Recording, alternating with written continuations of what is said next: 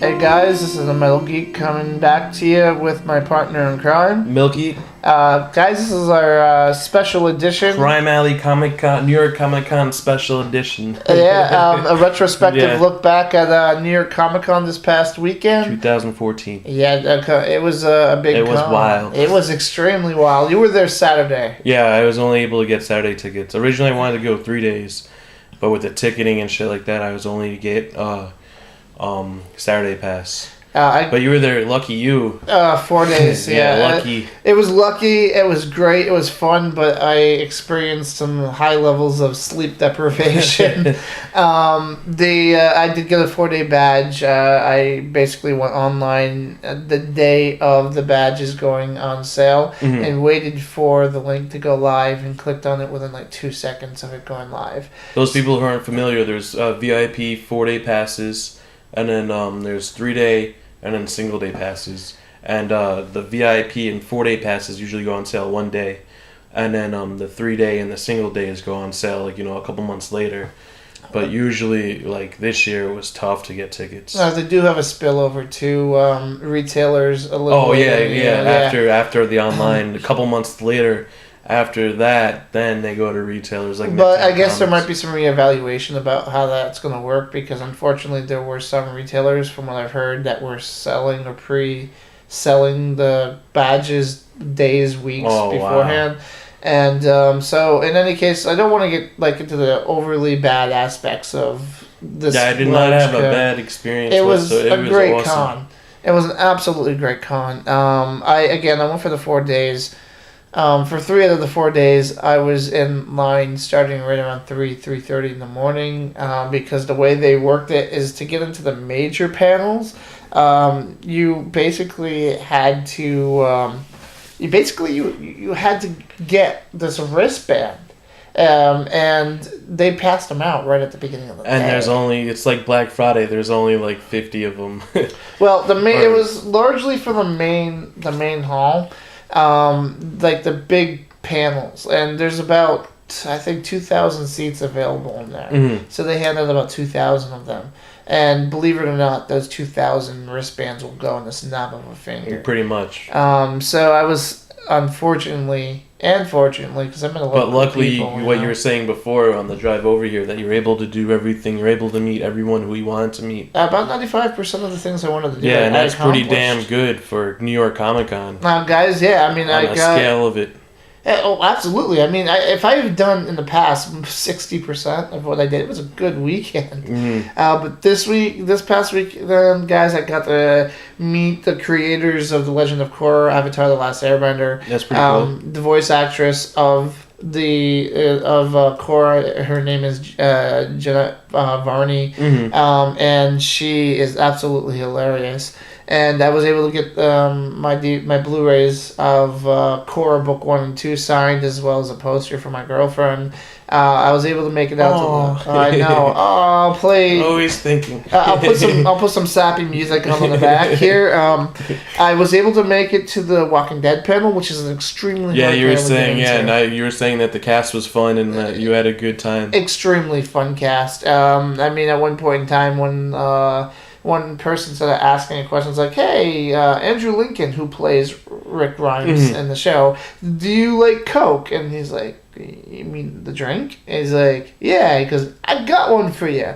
And so I was like, they're not supposed to hand things over directly. You have to give it to a crew and they hand it over. So Andrew Lincoln gets the Coke from the crew member. He opens it up. He takes a sip. He smiles, and then he falls over like he's poisoned. It was hilarious. That's pretty cool. I also made it out to the Gotham panel, which was on Sunday, and I got some inside news. If you listen to the podcast prior to this one, guys, you'll hear that news. Again, a lot of great stuff. I mean, I'll tell you right now, Penguin is going to be the most popular character on the show. When he came out and walked out on stage, the whole place erupted. Oh, he was there? That's awesome. Yeah, it just erupted. Awesome. We had Gordon represented there. We had Bullock represented there. Ooh. We had Barbara represented there, and we had the Penguin. That's pretty cool. Yeah, that's pretty much everyone. That's the main cast right there.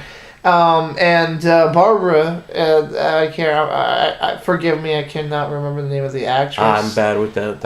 But she's entirely British, and she's wonderful. She's hilarious, and I love her take on everything. But I don't want to get too much into the actual panels themselves. Tell me a little bit about your Saturday experience. Well, I only, like we said before, I only got the Saturday pass, so I got there pretty good, at a good time, didn't really wait. We got there a little late, but it was a good time. We didn't have to wait in that really long line to get in.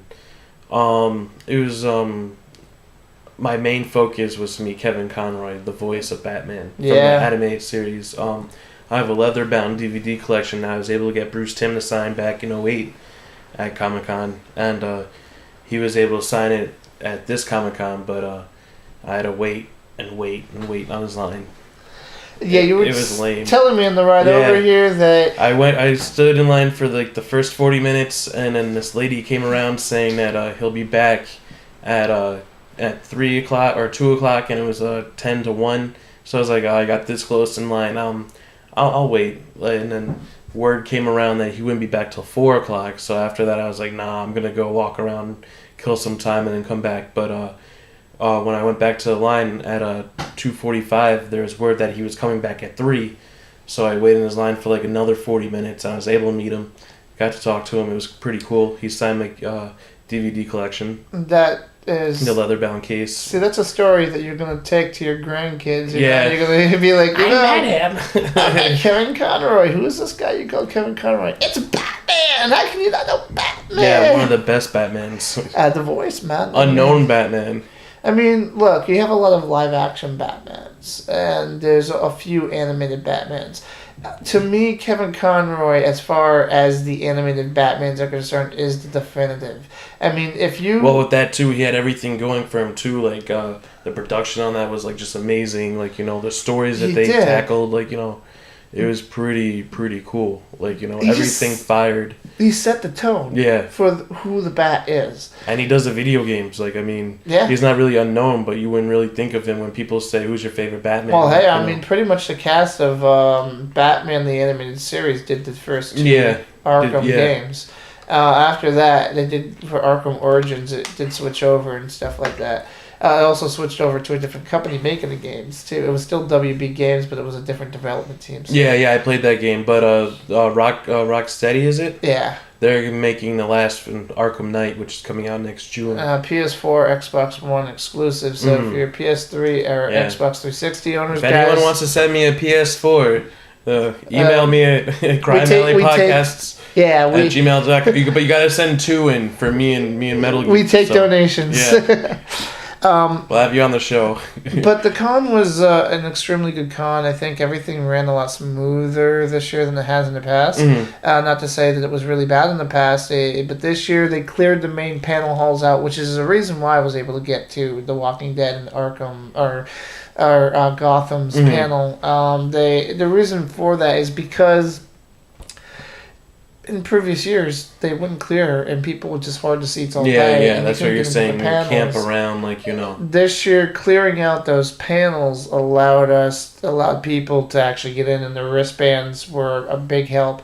They need to work on how those wristbands are distributed. They shouldn't all be distributed, in my opinion, at the beginning of the day. But yeah, I think certain hours, that'd be have at least 2 times more reasonable. Maybe at 12 when it opens, or maybe 1. So people get there, and then have it at 3 or 4 o'clock.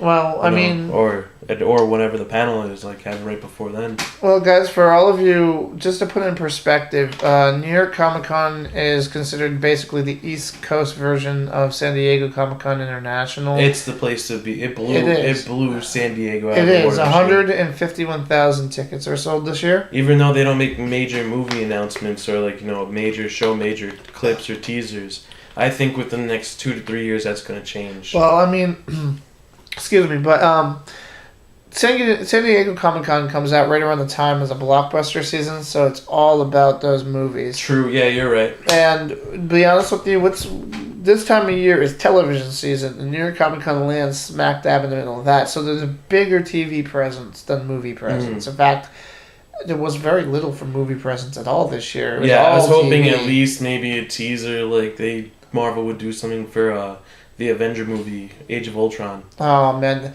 But I heard that's guys, going to be attached. The trailer's going to be attached to Interstellar. That's what I heard a couple weeks ago. So. Well, pardon my language. I'm going to be a bastard here for a second, and I'm going to tease all of you with a little something, but I'm not going to say what it is because I am bound by the fact that I went to the Agents of S.H.I.E.L.D. panel. Excellent panel, by the way. Clark Gregg is the most... I want to meet him so bad. He is the most hilarious guy I have ever seen. He is such a spaz, too, but he's so awesome. Me and my girlfriend love him. Like, he's so funny. You watch Agent Coulson, you wouldn't expect to see what you saw. Yeah. But, guys, I got some previews of stuff that are coming out, and I can't talk about it. Because... Oh, come on. This is a spoiler show anyway. It is, guys, but they wouldn't even let us turn our cameras on or phones. What did you see with S.H.I.E.L.D.? Well, I mean, I will say that they showed this yesterday, basically tonight's episode. Oh, okay, yeah, I still have to... But they showed some pretty big news for some upcoming TV shows. That's all I can say, guys. And that's why I said I'm going to be a bastard here, because I can't talk about it. I really can't. When I walked in, they're just like, if you're even caught with your phone on, they had people in black suits that were moving. I'm not even joking. They had night vision goggles. They were going around making sure people did not have their phones or camera on. Jeff Loeb is just like, guys, we love you, but you don't tease any of this information. But I can tease you, I just can't say anything. Sorry, guys, I really can't. But a great experience. Really crowded, though. Every day I went in. Had a great time, but I walked out so exhausted. Yeah, getting back to Marvel real quick, I was walking by their booth, and me and my girlfriend hear names being announced over a microphone. We look up, and it was a Daredevil cast being introduced to everyone. And it was. We stood there for a second. She got a couple pictures. It was pretty cool. For those of you who aren't familiar, Daredevil is going to get a TV show on Netflix. Starting next Hopefully May. Right now I've seen May 1st. It's been leaked out, but it could always change. Who knows? But it makes sense. Agents of S.H.I.E.L.D. would be ending. The Avenger movie is going to be kicking up. Yeah, that makes sense. Right now, but they could always change it. Have it like a summer release or whatever. Now, if you guys like comic books and you like TV, I mean, right now TV has a lot of comic book shows on Agents of S.H.I.E.L.D. Constantine was screened over New York Comic Con. Yeah, I heard about that. I didn't get to that one though. You have really looking for that show. Yeah, you have Gotham, Arrow, teasers Flash. I was 2 booths when I met Kevin Conroy. 2 booths over was the actor Steve Amell. Yeah. From Arrow. He was signing autographs, and right next to pretty sweet. Yeah, and right next to Kevin Conroy was Hulk Hogan. He was signing autographs. Oh, there's a lot of you probably noticed there's a lot of Arrow cosplayers. Yeah, I always liked Green Arrow growing up. I always thought he was pretty cool. And right now, Arrow is building a gigantic DC universe. They're planning to do a Justice League on TV this season. From what I've been reading. Man. I mean, Smallville got there. Did you see that? Oh, spoiler for, I know you're not caught up, but last week's episode of Arrow had introduced Ray Palmer. Oh, man. See, guys, just so you know, I am about a half a season behind on Arrow due to time constraints, which means I haven't started The Flash yet. And you heard it here first. We're going to try doing a Flash podcast. Yeah, once I'm caught up there. And then maybe eventually down in May, depending if we have time, we'll try doing a Daredevil. And try just having a general review show. Yeah, of all things. Yeah, Crime Alley could become, Superhero Alley or something like that. We don't know yet. We're kind of working our way through this. We hope you're all listening. That way, the more reviews that come out to play, the more we have the incentive to continue forward in pushing all these different podcasts out. Not that it's reliant on you guys, but we'll keep doing it anyway. But we want you out there listening. We want you taking part in this. It's an interactive show. It really is. Anything else that you want to say about Comic-Con before we wrap this up? No, it's just that I had an awesome experience and I was able to do things I wanted to do. I got an awesome custom piece from my boy Cash Cannon. A little one-eyed Billy. little doll, little custom figure. It's pretty cool. There was definitely no complaints from me in general. A few things could be improved on, but it's the case every year. Dealer's room, I'd like to see more variety, to be honest with you. There's a lot of toy vendors, and there's a lot of old comics. Oh, and I also met, talking about that, I also picked up this comic. I don't know if you guys listen to I Sell Comics, but there's they basically created a comic book, the guys who filmed Comic Book Men, called The Accelerators. Yeah. And I picked that up and met the guys who wrote it. They signed it. Nice. They were pretty cool. Ronnie Porta. That was pretty cool. Well, that's definitely that's a good story there too. I mean, this is all going to your grandkids one day. So, yeah. With the signed comic. Absolutely. So yeah, I pretty much got to do most everything I wanted to do. Guys, New York Comic Con is huge. If you are at all interested in it, you got to be very savvy about watching when those tickets come out, because there are a lot of people that got left out in the cold this year, and a lot of people. They are going to expand New York Comic Con. They did so this year with something called Super Week, where they had over. I think they had other retailers. Yeah, they right? had I think they had something like 200 different shows with 25 different venues. In any case, they had a lot of shows going on, and they did the night with Kevin Smith. Yeah, I wanted to know that. I missed that. They had Neil Gaiman signing. They did all kinds of different stuff. But if you're interested, guys, you got to jump on it quick. Don't wait. You need to do it not to scare people off, but you need at least 2 days to do everything. Unless you know if it's your first time, you need at least 2 days. If you've been to cons, you know the deal. Usually you get it done within 1 day, but it's not everything. It's just part of a little sliver of the experience. Which is why I do the I've had previous years I've been done 3-day passes. Yeah, I started off with the 3 days, and then I upgraded up to the 4 day. Yeah, I think next year me and my girlfriend are definitely shooting to do 4 days. Yeah, it's a tiring experience, but it's rewarding in the end too. Definitely worth checking out. At the very least, I will tell you it's big enough that it draws news attention at this point. Yeah. So, it's just mind-blowing how big it got, because back in 2008, it was just that big room. Larger before it became the anime, right when they merged it together. Yeah, it was and then now you have a one-wing artist alley. You got the main thing, and half the big, vendors, and then the whole showroom floor. Yeah, and they have the entire booths upstairs dedicated just to the press and the VIPs. Huge, guys, larger than the San Diego Comic Con. Yeah, you get there, you're just overwhelmed. You're like, holy crap! In a good way. Okay, in a good way. I think that's about it, though. I mean, I had a great time. Yeah. And next year, if Gotham's still around, I'm going to be shooting for that panel again. So, and Walking Dead, guys, if you get to New York Comic Con, go to the Walking Dead panel. It's well worth it. And definitely check out Gotham if we're still around at that time. Yeah. If Gotham is still there, we're still around if Gotham is still there. That's it, guys. This is the Metal Geek signing off. I'm Milky. Guys, have a great one.